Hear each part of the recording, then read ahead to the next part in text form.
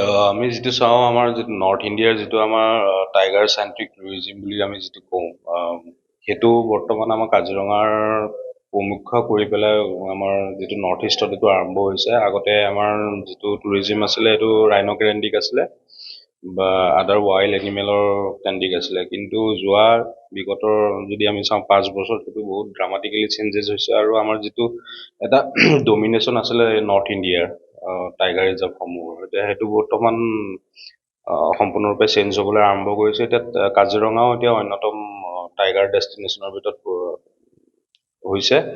আৰু সেই গতিকে যোৱা বিগত বছৰকেইটাত আমি দেখিছোঁ যে কাজিৰঙাত পৰ্যটকৰ সংখ্যাও বাঢ়িছে, আৰু সেই হিচাপত টাইগাৰ চাইটিঙো যথেষ্ট বৃদ্ধি হৈছে, যিটো এটা আমাৰ কাজিৰঙাৰ লগতে উত্তৰ পূব ভাৰতৰ কাৰণে এটা পজিটিভ চাইন হিচাপে আমি ক'ব পাৰোঁ। কাৰণ এতিয়া টুৰিজিমৰ যিটো সংখ্যা বাঢ়িছে, চাইটিং বঢ়াৰ লগে লগে টুৰিষ্টৰ সংখ্যাও বাঢ়িছে সেইমতে।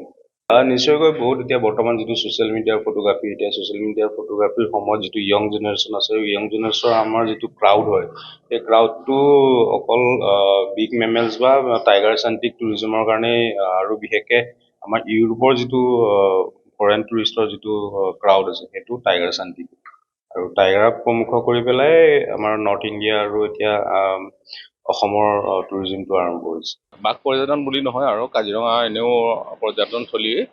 আৰু কাজিৰঙাত কি হয়, পৰ্যটকসকলে প্ৰায় বিগত 2 বছৰমানৰ পৰা পৰ্যটকসকলে প্ৰায়ে মানে বাঘৰ দেখিবলৈ পাইছিলে, আৰু বাঘৰ চাইটিংটো খুব ভাল হৈছিলে আমাৰ কাজিৰঙাত। তো সেইটো এটা মানে উল্লেখনীয় কথা যে বাঘৰ সংখ্যা যিহেতু বাঢ়িছে কাজিৰঙাত, সেইটো এটা মানে ভাল খবৰ। আৰু এতিয়া মানে আপোনাৰ কাজিৰঙাত এতিয়া বিগত বৰ্ষত 2022 বৰ্ষত এতিয়া আমাৰ বাঘৰ যিটো এষ্টিমেশ্যন কৰা হৈছিলে, তো বাঘৰ এষ্টিমেশ্যনত আমাৰ কাজিৰঙাত 104টা বাঘ মানে আপোনাৰ মনিটৰিঙত ওলাইছে।